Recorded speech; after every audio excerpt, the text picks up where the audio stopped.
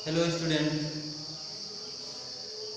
आज हम बात करेंगे बायोविद चैप्टर 1 द लिविंग वर्ल्ड में।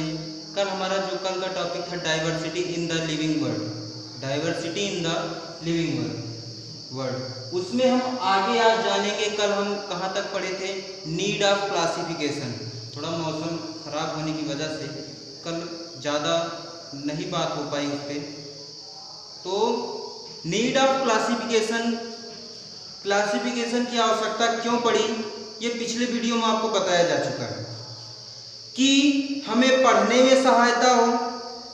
भाई किसी चीज़ के बारे में अगर हमें जानना है तो उसके लिए पहले कोई एक सिस्टम हो, तब तो हम जान सकते हैं। नहीं तो ऐसे तो है नहीं कि कोई एक छोटी चीज़ है उसके बारे में जान लेंगे। भाई जब 1.7 मिलियन अबाउट जीव हैं, इतने लिविंग ऑर्गेनिज्म हैं, तो इन सब के बारे में अगर जानना है हमको तो सीधी सी बात है भाई कोई एक सिस्टम होना चाहिए जानने के लिए। बिना सिस्टम के तो हम ये नहीं है कि जान सकते हैं। तो उसके लिए क्या किसकी आवश्यकता पड़ी? क्लासिफिकेशन की आवश्यकता पड़ी।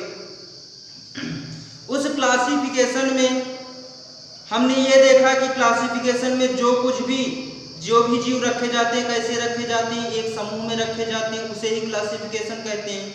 लेकिन उसमें एक चीज़ होती है कि सिमिलरिटी होती है सब में, और जो डिफरेंस और जो सिमिलरिटी होती है इसके आधार पर, इसको ध्यान में रखते हुए किसी भी जीव को एक समूह में रखा जाता है और वही क्या कहलाता है? हमारा क्लासिफिकेशन कहलाता है।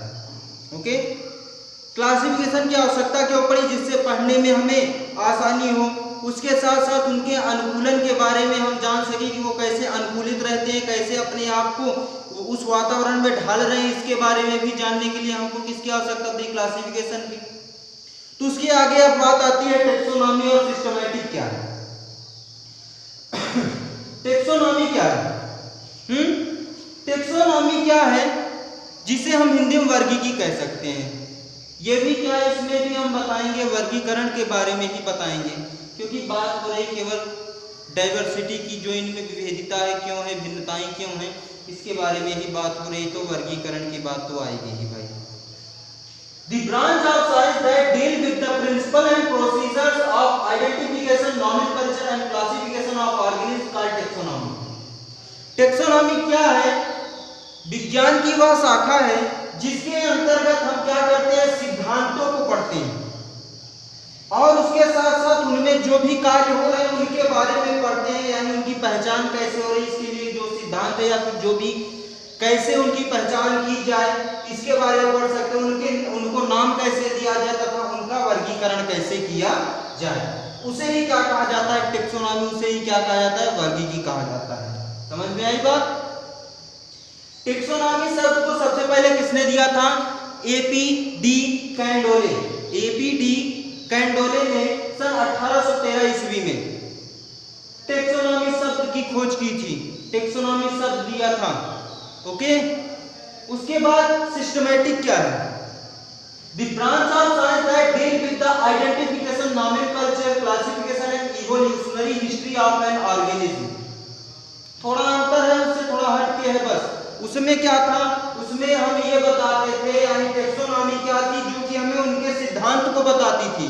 लेकिन जो सिस्टमैटिक्स है ये हमें ये बताएगी कि उसका आइडेंटिफिकेशन कैसे हो, उसका नाम कैसे रखा जाए। नॉमेनक्लेचर मतलब नामकरण होता है हिंदी में, उसका नाम कैसे रखा जाए, उसके वर्गीकरण कैसे किया जाए उसका।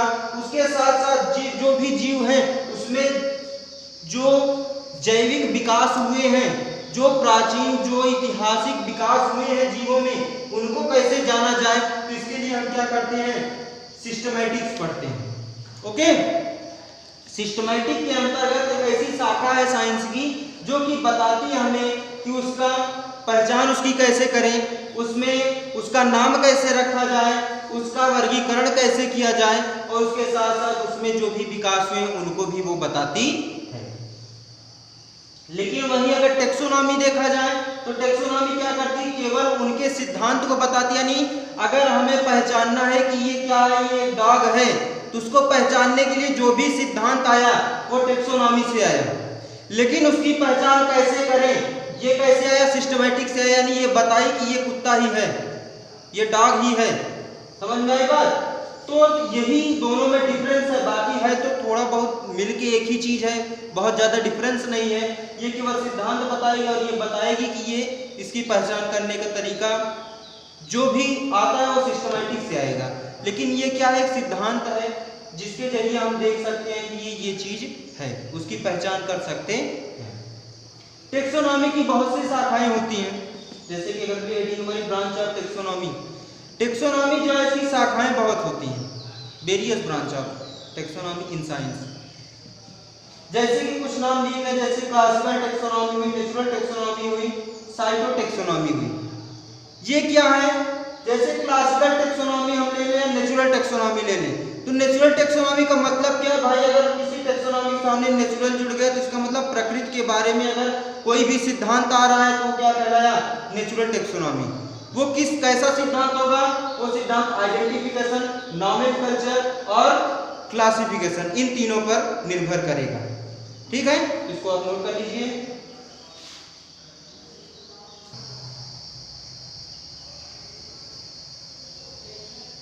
चलिए अब हम देखते हैं आगे। पीछे हमने जाना टेक्सोनॉमी के क्या थे, कुछ ब्रांचेस थी, उनके बारे में जाना। अब आगे हम जानेंगे basic function of taxonomy, taxonomy कैसे वर्क करता है, कैसे इसका क्या कार्य कैसे होता है। ओके, इसके बारे में हम जानेंगे। देखिए सबसे पहले हमें क्या करना है, कोई भी ऑर्गेनिज्म हमने लिया, मान लीजिए कोई भी ऑर्गेनिज्म हम लिए, उसे हम क्या करें, सबसे पहले पहचाने, उसकी आइडेंटिफिकेशन जरूरी है। सबसे पहले हम क्या करें, उसकी आइडेंटिफिकेशन की, यानी उसको पहचाने कि वो कौन सा जीव है। ठीक है, यानी आइडेंटिफिकेशन में आ गया, वो दिखता कैसे है, क्या है, कैसे है, सब कुछ आ गया इसमें। ओके, फिर उसके बाद दूसरी चीज हम उसका कुछ एक नाम रखेंगे। भाई देखिए, अगर आप कोई भी चीज देखते हो तो पहले तो हाथ में लिए उसको, मान लीजिए ये एक मार्कर है, हम इसका नाम नहीं जानते, इसको हम क्या किए, सबसे पहले देखिए ना, देखने के बाद फिर क्या हुआ, अब हम सोचे अपने दिमाग में, थोड़ा दिमाग लगाए कि इसका कुछ नाम भी होना चाहिए। अगर मान लीजिए इसका कोई नाम है तो ठीक है, नहीं है तो इसके नाम को हम जानने का प्रयास करेंगे ना। मान लीजिए जिसको ये पता नहीं कि ये मार्कर है, तो ये जानने के लिए बहुत उत्सुक होगा कि ये इसका नाम क्या है ना। तो इसलिए क्या है कि ये इसका नाम मार्कर है, अब ये जान गए कि इसका नाम मार्कर है। दिखता कैसे है, ये पहले देखे कि एक लंबा सा पेन टाइप दिखता है, क्या है थोड़ा समझ नहीं आया, फिर हमने पूछा किसी से तो बताया कि इसका नाम मार्कर है। तो यानी पहले आइडेंटिफिकेशन किया, देखा, फिर उसके बाद क्या किया, उसका नाम रखा, यानी वो नाम रखा उसका कि इसका नाम क्या है। उसके बाद फिर तीसरी चीज आती है क्लासिफिकेशन। तीसरी चीज क्या आई, क्लासिफिकेशन आई, यानी अगर ये मार्कर है तो ये किस में बिलोंग करेगा, किससे थोड़ा बहुत मिलता जुलता है। तो भाई मार्कर है तो ये पेन से या व्हाइटनर से, इसके जो स्ट्रक्चर है वो व्हाइटनर से थोड़ा ज्यादा मिलेंगे। तो ठीक है, एक ग्रुप बनाया व्हाइटनर वाला, जिसमें उसके आकार को केवल देखा गया कि उसका आकार जो है, आकार भाई समान थोड़ा दिखता है, इसलिए हमने क्या किया, एक ग्रुप बनाया, उस ग्रुप में ले जाकर इसको रख दिया। तो ये क्या होगी, हमारी एक फंक्शन है वर्गीकी करने का। किसी चीज का वर्गीकरण करने से पहले हम उसके क्या करें, पहले उसकी पहचान करें, उसके बाद फिर उसका नाम रखें, फिर उसके बाद तब उसको एक समूह में रखें, एक ग्रुप में रखें, दिस इज कॉल्ड क्लासिफिकेशन। समझ में आई बात इतनी। अब बात आगे बढ़ी कि नॉमेनक्लेचर, भाई ये जो शब्द आया, ये शब्द क्या है, नॉमेनक्लेचर यानी नामकरण। नामकरण कैसे रखा जाए, इस पे भी तो विचार करने की आवश्यकता है कि नॉमेनक्लेचर कैसे नाम रखा जाए। भाई it deals with the determine of the scientific name of organism using international code of nomenclature. Nomenclature के अंतर्गत क्या आता है कि हम किसी भी जीव का एक वैज्ञानिक नाम रखें, किसी एक अंतरराष्ट्रीय कोड जो हो, उसका नाम रखने का कोई एक अंतरराष्ट्रीय कोड हो, उसके जरिए हम क्या करें, उस किसी भी जीव के नाम को रखें। ठीक है, तो ये देखा गया, तो उसमें देखा गया भाई एक चीज दिमाग में आई, वो दिमाग में चीज ये आई कि हर जगह का जो किसी भी वस्तु के जो नाम थे वो हर जगह अलग अलग थे। यानी एक स्थान से दूसरे स्थान पे कोई इंसान जाता था तो क्या होता था, उस वस्तु का नाम ही बदल जाता था। जैसे हमारे यहाँ पोटैटो यानी जिसको हम हिंदी में आलू कहते हैं, तो कहीं कुछ और कहा जाता है। इस तरीके से उसका जो है हर जगह पे अलग अलग नाम है ना। तो ये दिक्कत होने लगी कि अगर मान लीजिए उसका नाम फिर कैसे रखा जाए। एक दिक्कत ये भी आ गई कि अगर यहाँ पे उसका नाम कुछ है तो कहीं पे उसका नाम कुछ है, एक दिक्कत खड़ी हो गई। अब ये फिर सोचा गया कि इसका नाम कुछ ऐसा रखा जाए जो कि एक जगह पे एक समान नाम हो, ये भी सोचा गया, इसके बारे में भी विचार किया गया। तो इस तरीके से ये सब जो भी विचार किए गए, ये सब किसके अंतर्गत, नॉमेनक्लेचर के अंतर्गत, यानी नामकरण जब पद्धति आई, जब नामकरण किसी भी चीज का नामकरण करने के लिए कहा गया तो उसके बारे में ये सब चीजें सोची गई। उसके लिए कोई एक कोड स्थापित किया गया जिसके द्वारा क्या हो कि उसके नाम को रखा जाए। ठीक है, तो उसमें दो तरीके के नाम दिखाई देने लगे। जब नॉमेनक्लेचर हुआ तो उसमें दो तरीके के नाम आने लगे। पहला नाम तो आया कॉमन नेम, जो कि जैसे हम भाई कोई ह्यूमन, कोई कहीं मनुष्य कहते हैं तो कहीं इंसान कहते हैं तो कहीं कुछ कहते हैं, लेकिन अगर हम होमोसेपियन कहते हैं तो यानी वो क्या है, वो मनुष्य ही है, वो मैन है। ठीक, इसलिए हम उसको क्या बोले, होमोसेपियंस बोल दिए। तो ये क्या हुआ, ये उसका साइंटिफिक नेम कहलाया होमोसेपियंस। लेकिन जो कहीं मनुष्य कहे तो कहीं इंसान कहे तो कहीं मैन कहे तो कहीं कुछ कहे, ये क्या है, उसका वर्नाकुलर नेम हुआ, यानी एक साधारण नाम हुआ। तो वर्नाकुलर नेम में क्या था, इसकी जो डिफिनेशन होगी, these are the local name, it vary from place to place even within a country. यानी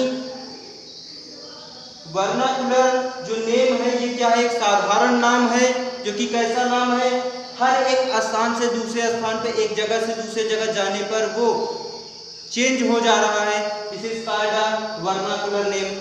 एक ही कंट्री में अगर किसी चीज को एक अलग अलग नाम से जाना जा रहा है, this is called a vernacular name. लेकिन वहीं अगर साइंटिफिक नेम है, these are the name given to the organism by biologist based on agreed principle and criteria, these are acceptable all over the world. यानी कि scientific name क्या है, जो भी किसी भी जीव का एक ऐसा नाम जो कि किसी भी जैव वैज्ञानिक के द्वारा रखा गया हो और उसका कोई एक सिद्धांत हो, उसका कोई एक प्रिंसिपल हो, उस प्रिंसिपल के आधार पर जब उसका कोई नाम रखा गया हो, this is called a scientific name. उसे हम क्या कहेंगे, साइंटिफिक नेम कहेंगे। जो कि इस पूरे विश्व में, जो ये पूरा वर्ल्ड है, पूरा जो संसार है, इस संसार में जिस नाम से जाना जाए, this is called a scientific name. जैसे इंसान जो है, जिसको हम मैन कहते हैं, उसी को कोई जो साइंटिफिक नेम है उसका, वो क्या है, उसका साइंटिफिक नेम है होमोसेपियंस। ठीक है, इसको आप नोट कर सकते हैं।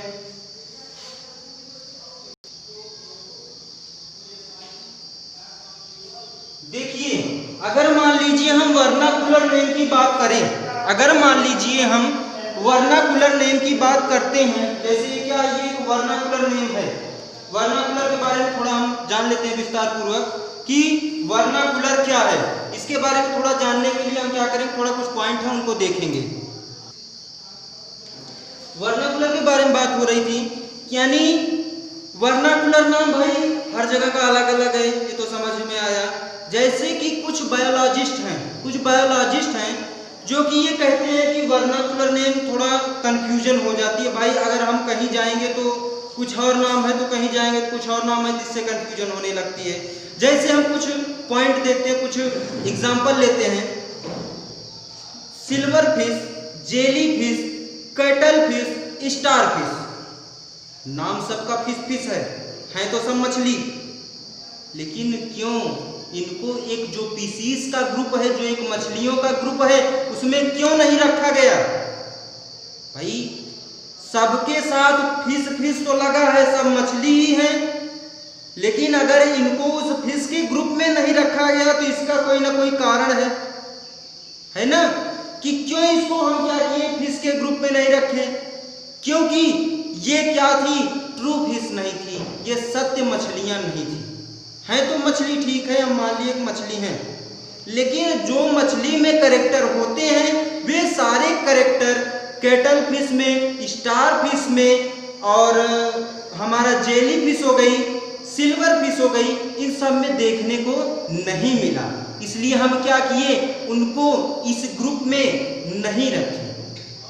ये उनका क्या था, वर्नाकुलर नेम था, जिनमें उनके साथ फिश फिश फिश लगा हुआ था, तो हम समझ लिए कि ये फिश का ग्रुप है। नहीं, हमको उनके नाम पे नहीं जाना है।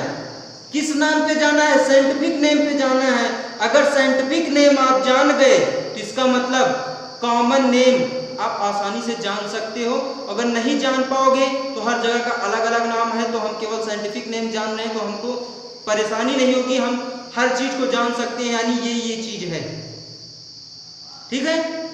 उसके साथ अगर हम देखें, लिली का नाम सुने होंगे आप लोग। लिली क्या है, पुष्प है, फूल है, जानते होंगे। लिली जो फूल है ना, इसका नाम बहुत ज्यादा है। इसका जो नाम है वो इतने ज्यादा संख्या में, कहीं कुछ कहीं कुछ कहीं कुछ कहीं कुछ, तो इसलिए भाई जब वैज्ञानिक देखे इसको तो समझ नहीं पाए कि इसका नाम रखा क्या जाए, तो इससे बड़ी कंफ्यूजन होने लगी। इसका लगभग 81 नाम डच में है। डच एक जगह की भाषा है ना, तो इसका लिली का जो 81 नेम किसमें है, डच भाषा में है। अब समझ लो, एक ही पुष्प है, एक ही पेड़ है, लेकिन उसका डच भाषा में 81 नाम यानी 81 नेम है। वहीं फ्रेंच में, जो फ्रांस की भाषा है फ्रेंच, उसमें इसका नाम 44 है। 44 नामों से लिली जानी जाती है। लेकिन वहीं अगर इसका इंग्लिश नेम देखा जाए तो इंग्लिश नेम इसका कितना, 15 नेम है। 15 नामों से जानी जाती है लिली। कौन सी लिली, वाटर लिली की बात कर रहे हैं, ठीक है। तो भाई देखिए, अब कंफ्यूजन तो हो गई भाई। अगर 81 नेम डच में है तो फ्रेंच में 44 नेम है, और वहीं अगर इंग्लिश देखा जाए तो इंग्लिश में 15 नेम है, तो हो गई कंफ्यूजन ना। यानी डच एक कंट्री है, उस कंट्री में ही अगर मान लीजिए इतने सारे नेम हैं, तो कहां से हम जान पाएंगे कि उसका नाम क्या है। इसलिए क्या आया, साइंटिफिक नेम आया। ये हमें बताता है कि हर जगह का नाम समान है, अगर आप जान रहे हो तो, ठीक है। इसलिए इसकी आवश्यकता पड़ी।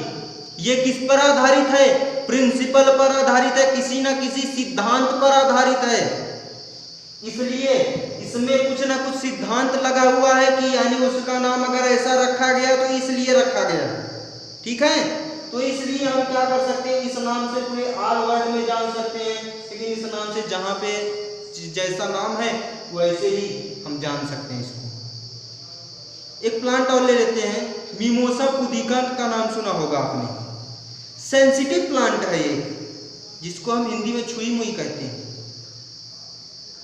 जिसको हम कहीं कहीं इस नाम से भी जानते हैं, touch me not. Touch me not, ये कौन सा प्लांट है भाई।